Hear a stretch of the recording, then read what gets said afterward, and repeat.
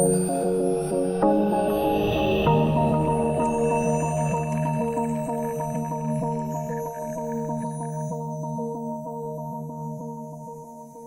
morning, everyone here at the Impact Hub in Zurich, and also to the people who joined us on the audio live stream.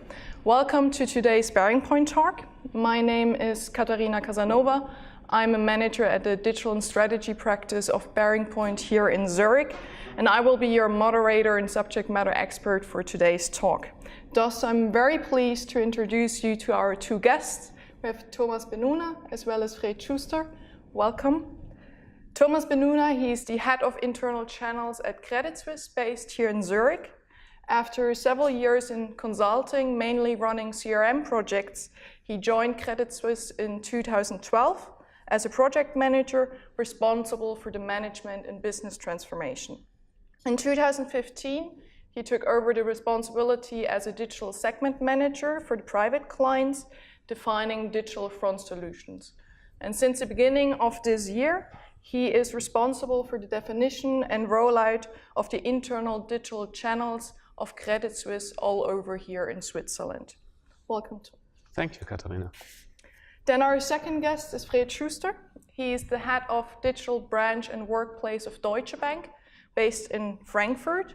He has more than 25 years of experience in retail business in different roles, the front as well as the head offices, such as, for example, the head of advised private clients or the head of idea management. Since 2015, he is responsible for upgrading over 500 branches as well as over 15,000 workplaces with leading edge IT infrastructure. And this, of course, means also the transformation of application, processes, and employees. Welcome, Fred. Thank you, Katharina. With the buying population of millennials increasing every day, the need for self-service is more crucial than ever. And this means that the bank must use technology disruptions to connect multiple dimensions of client demands into one platform. This is on the one hand to significantly improve the user experience while speeding up buying and advisory processes. In this talk, we will discuss how VR and AR can play an integral role in bringing products, solutions, and services from the digital platforms in the hands of the customer. And therefore, we will start with our first question. Fred, the banking industry is not known to be at the forefront of VR and AR. How would you describe the current situation? Focused on VR, AR. Of course. I think VR and AR changed in the last years a lot, coming from a lot of use in the gamers industry, now coming to the real life of the people. This is very much based on the technology which changed. You can use it very easy. It's on your smartphone available. And that's the way we started to think about using VR and AR in our business. We started to create use cases and thought this is the most important thing to take care of. And we think now how we can integrate it in our business as today. And Tom, do you see any telltale sign that the industry is moving at all?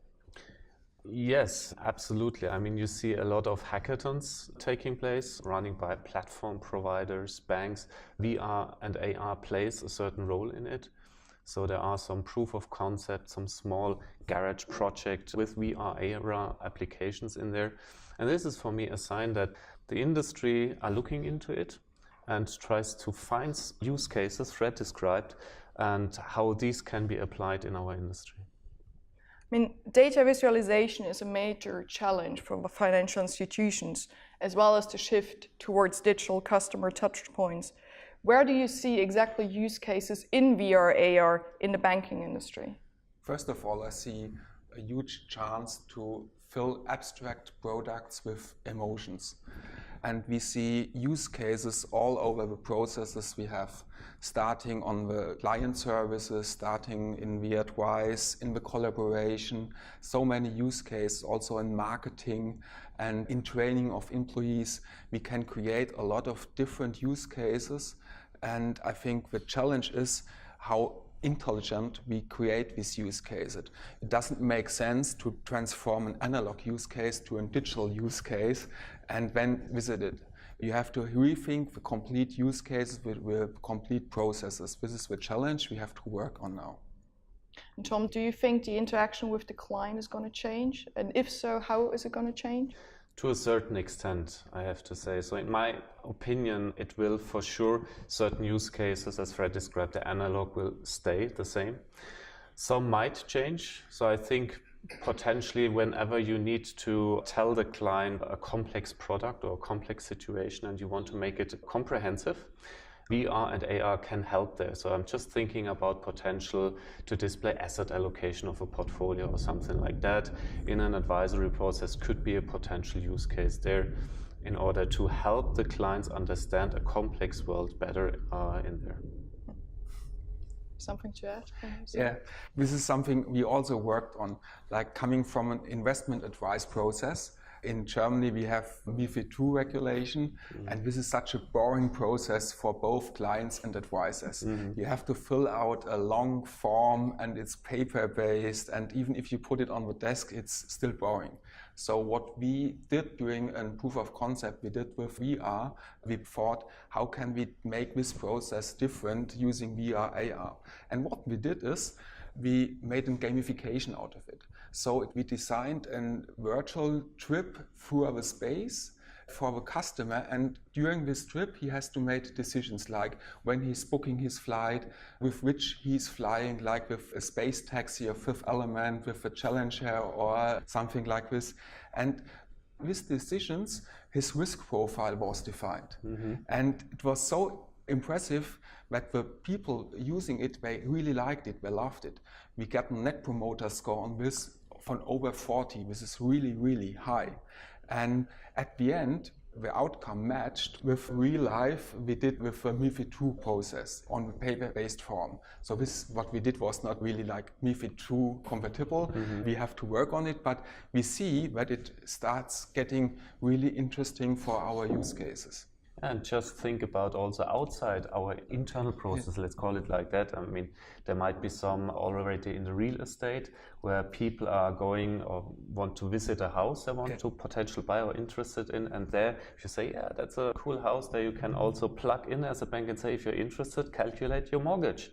So there are some use cases we could think about outside where we can plug in then into our processes. Yeah, and we did also this. So like if you increased your mortgage, you got another pool in the garden and something like this, and really could see it in real time. So it was really fascinating for the customers. And Tom, which other industries are you observing, and how does banking play into the VR AR concept there? Well, you know, you see it in the media. The whole VR AR in the media is implicitly looking at the gaming industry. And of course, if you want to develop applications in VR AR, you need to have 3D developers into it, which are at the moment really looking into the gaming industry, and you need to get them into. But overall, we are thinking on the one side, on the content, so what is gaming doing there, and on the other side, also the hardware industry, because at the moment, the hardware providers looking into making VR AR profitable. So VR at the moment more, so you see a lot of VR devices coming up where technology is rapidly changing. So last year there was already the HTC Vive, Oculus Rift, everything was tethered. Now we are speaking about untethered devices. We have the first elements in there, and also the displays in the VR devices are rapidly developing into the right direction in order to avoid screen door effects and something like that. So we are observing those industries to see, okay, when is really the point in time where also the mass market can appreciate that. And in my personal opinion, that's where the banking industry then should really then hug in and say, okay, and now we are creating another customer interact touch point. I think we can all agree that technology has changed our lives in the last years quite a lot. According to an IDC study, the revenues of the VR AR market will grow up to $162 billion in 2020. However, only a few financial institutions are pioneering with this emerging technology. So what will the bank of the future look like once 5G comes to reality and the VR AR becomes a lifestyle technology, Tom? Well, 5G, in my opinion, has its huge potential whenever you're talking about persons running around, so being mobile.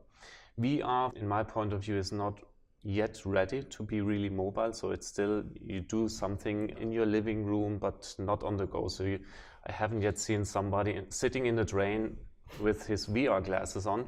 So I think when the AR industry has developed to a certain extent, together with 5G, it will be then an enabler that AR will be potentially be more in our everyday life. But for the future, personally, I see a combination of VR and AR together. And at the moment, there are two different streams being developed. And Fred, do you see any obstacles in the technology? Does something stop us from using it at all? Yes, Tom already mentioned, we won't walk around with like VR glasses on. This won't work. I think, and we shouldn't overhype the technology too much. As you said, 2020, I don't see this. I think also Mark Zuckerberg, he said 1 year ago that he sees in 2022 VR, AR more important than the normal mobile device. And I don't see this currently. But I think VR, AR will improve our customer experience. And I see another obstacle. This is internal in the financial institutions. We have a lot of legacy systems. And you have to adopt the new technology to old legacy systems, because only the new technology won't work without the adoption to the legacy systems. And this will take another few years that we can adopt this technology to the old legacy systems. The systems is just one of them. There needs to be also humans Yes. using it in our industry. And I think with every new technology coming up, first there is in the change management, a certain resistance of it. So of course that will also take time to convince people to use the technology and to create really an added value for the clients. Yeah, totally agree. Very often our advisors come back to us and say, hey, the customers, they don't want this new technology. And if you talk to the customers, they say, hey, I really love it, but my advisor doesn't offer it to me.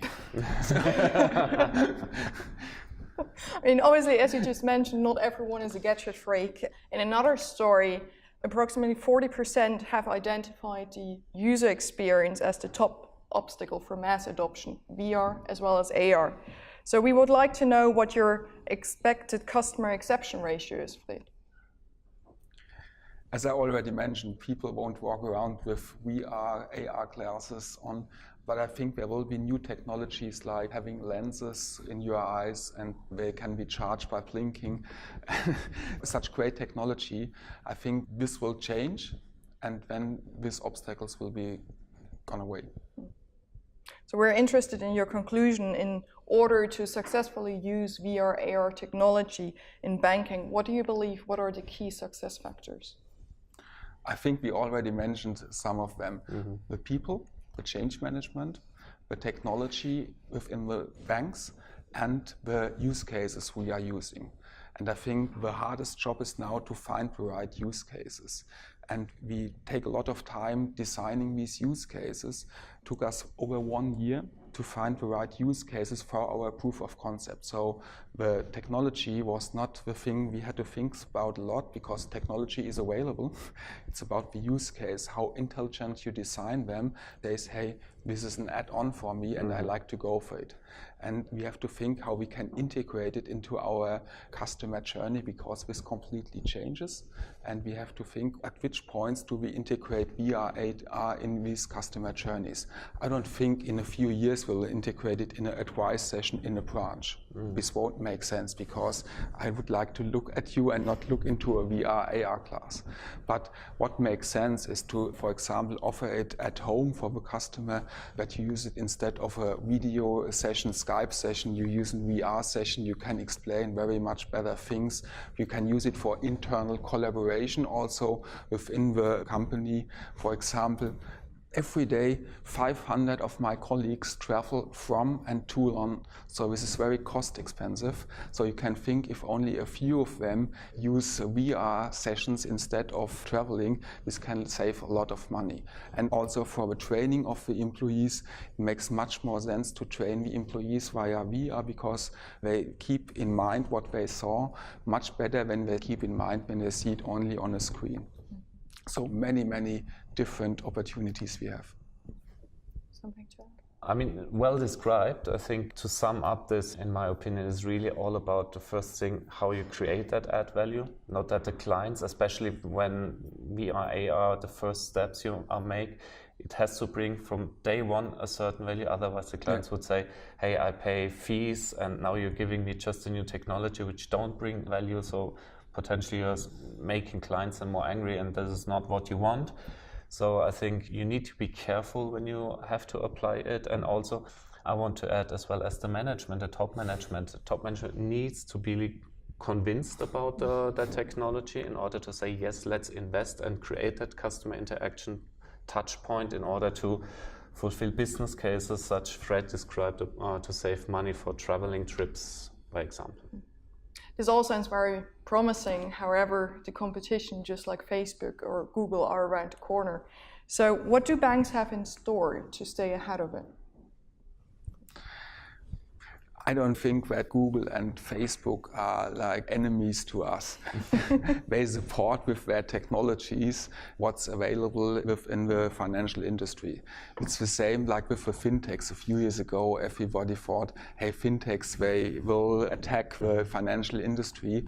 And what we did, we teamed up with the fintechs, and now we do great work together.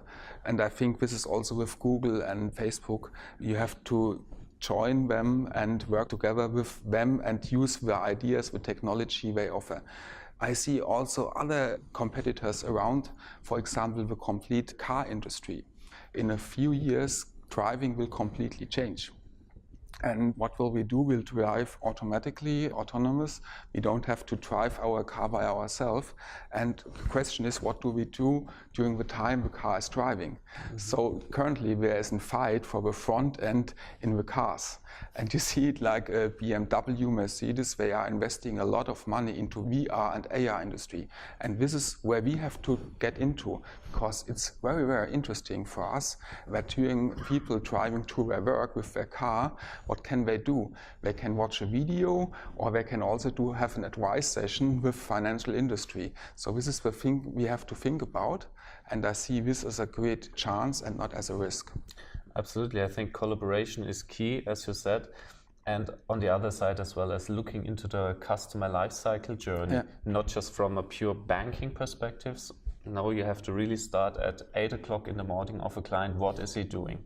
During breakfast, when he goes to work, and then you really can see, okay, where does the technology then really apply, and a client's life cycle will change. And this brings us back to change management we have to do, because our daily life as a financial advisor will change. It's not an 8 to 5 job anymore, because maybe we have to talk to the clients 6 o'clock when they drive to work. Absolutely. Before already getting to the end of this talk and opening up for any questions from the audience, let's broaden the scope again. Fred, what does Deutsche Bank see happening in the next 5 years in the banking industry? Oh, a lot. First of all, I strongly believe that we will go to a platform. Banking as a platform, this will be very much in focus. I think we will go to marketplaces. We are already working on these marketplaces. I don't think we will have marketplaces like we have currently with Check24 or something like this, but we'll have curated marketplace where we have still the front end to the customers, but the customer can choose different products via us from other companies. And this is for me very important in the transformation, and we'll have a lot of beyond banking offerings we are currently also working on. At the first moment you think, how does this make sense for a financial institution to offer these things? But I think this whole package will transform the complete finance industry within the next years. And Tom, what will be the game-changing technology drivers that are maybe even more relevant than VR and AR? Well, personally, it's a little bit like looking into the crystal ball, right? But I think, as Fred mentioned a little bit earlier, I think the merge VR and AR, then if you have then really a hardware set up, which is combining those two, that you can really say, okay, this is the next mobile device 2.0, where you really wear in your everyday life. This could be possibly something in the future, but of course there are also other developments ongoing in our hardware space, not just VR and AR, which will rapidly change our daily life. Okay, thank you very much. Now we would like to open the floor for any questions from the audience on site as well as from the audio live streaming. The questions for the audience on site first. Don't be shy. Thank you very much for this. This was very interesting. Nevertheless, I've got one or two questions for you guys. When I hear what you do, a lot of it is in proof of concepts, stadium, you try out different things. Probably mainly here, Switzerland, Credit Suisse, Germany, Central Europe. My question is, do you have the right focus in terms of markets with higher adoption rate, maybe the US, Japan, China, where especially the young clients, which can be unbelievably rich, high net worth individuals, would maybe deal completely different with technologies you have in mind. Do you focus on these markets, and do you consider focus primarily on these markets because you can go through transformation and changes you have in your minds much faster than in Europe? Do you see differences between the markets? I talked to different companies regarding VR and AR. And for example, I had a session with Apple in Cupertino half a year ago discussing how VR and AR will change the financial industry. And as far as I can see, we have all over the world the same challenges. So it's not different. The people's behavior is different, of course, but the technology available is the same. And maybe the Chinese, the Japanese people are a little bit ahead of us, maybe a little bit different, but I think we have to focus on the use cases we need for our clients. And we are in Europe based, so we have to see how can we design the best use cases for our clients. And this is what we are working on, and we get a lot of inspiration from all the other companies across the world, but I don't think we have to focus on these companies. Which doesn't mean that you don't observe them, right? So it's absolutely, I think, key is that you know your client, you give them a platform that they can say what they really want and how they want to interact in the future with you, and they know, okay, this technology is around, and if they can see, okay, this can bring me up. But at the very end, it's really, you have to be with your client, give them a platform, understand their needs, no matter where they sit. And I think most important thing is now to work on the technology, because the worst thing you could do is to say, okay, we don't know where the travel is going to, and we wait another 2 or 3 years until this is clear. And you lose such a lot of time, you lose such a lot of input you get during this time. The thing I can tell everybody is start working on VR and AR use cases, because you lose instead a lot of time. Any other questions? You looked at it from a pure financial services standpoint right now. Have you been adopting experiences from other industries or cross-fertilizing between industries when you decided on VR or AR strategies? We looked at other use cases, for example, like what I really like, for example, the use case, and it was really disruptive from my point of view, is a furniture company from Sweden did. Like in the past, you went to the buildings and then you decided which furniture you wanted to buy. And now you can do it at home. You can put the furniture in your house, in your living room, and you make the buy decision in your house. You don't have to go to a building and to make your buy decision. And this we are looking at, like this is only one example, and we have to think what does this mean for our customer journey, for our customer experience, and how can we adopt this experience to the financial industry. Picking there up with use cases, from my point of view, and you mentioned before hackathons, you mentioned gamification as a way of find use cases for the financial sector. As long as it's the big benefit of VR, from my point of view, is that you get another spatial awareness where you not are at the moment. So when you don't look at furnitures, when you don't look at houses from the inside, Do you see other approaches where this different spatial awareness could be a benefit, where you can say, yeah, it's not a screen, I don't just have more screen, I have a benefit because of up, down, left, right? Yeah, I think you mentioned it before. The whole education industry, in my point of view, is also where you can really make content-wise something tangible. Yeah. So whenever you are, by example, you want to show somebody how to fix in your house electricity or something, this could be really a use case to look into it and to really hands-on train the people how they fix something in their house. So this is for me, I think, in the education industry, which we can then also look into and try to see what these means for us in the banking then as well when we want to train our people. Do you think clients would be able to pay for these services? So thinking of VR, AR, and then extending to other technologies, do you think they would be willing to pay even a modic fee so that the financial industry can turn this into a model, maybe?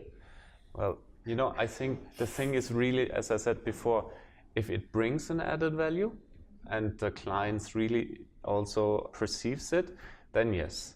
But if it's just, I say, another, let's say, online banking with the same features you are having in the online banking, potentially not. That's my opinion. I don't know how you see it, Fred. I strongly believe that people won't pay for the technology we offer. Maybe they pay for the services we offer within the technology. But this depends on us, which services we offer in this technology. And I think this will take some time to figure out which services maybe people will pay for it. But currently, I don't see services people pay for or for VR, AR. It's just an additional channel at the moment. Any other questions? How far would you say is Switzerland with the VR technology compared to other countries?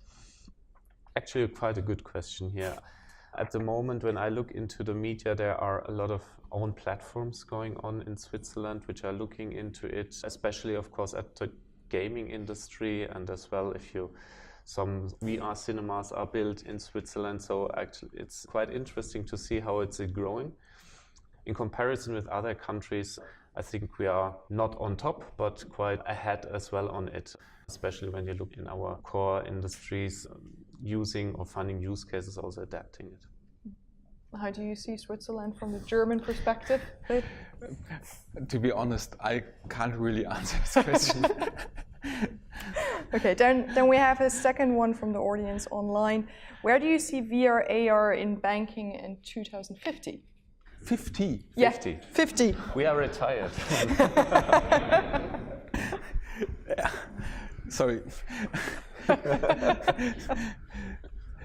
Let me bring an example. Let's go back 8 years. Okay. And at this time, iPad was launched. Mm-hmm. Or let's go back 10 years, where iPhone was launched. And nobody could imagine how this technology will change our life within the last 8 or 10 years. So I don't think that you will be able to say what will happen until 2050. What I strongly believe is that technology will be more and more integrated, natural in our life. So we don't maybe will have a smartphone anymore. As I already mentioned, we maybe have it as a lens in our eyes or implemented in our brain or somewhere else. I think this will happen, but I don't know how this will happen. And if I would know this, I wouldn't sit here. Absolutely. I mean, it's not just the technology. I mean, we have much more players in the market, in the banking industry, like the regulator, etc., which has also to say something. Then to sum up this talk, I think we could see that VR, AR is one of the technologies of the futures, and that it becomes more affordable and functional for the financial services as well as for banking, which is in absolute alignment with the growing requirements of the clients. So Thomas and Fred, thank you very much for being with us. It was very insightful to discuss with you. I would all like to invite you for our next BE talk, which already takes place next week on the October. The topic is Agile Organization, Curse or Blessing, with Stefan Briner from the Zurich city. And once again, thanks a lot for being with us here in the Impact Hub in Zurich. Also for the audiences on site, I wish you all a very, very great day.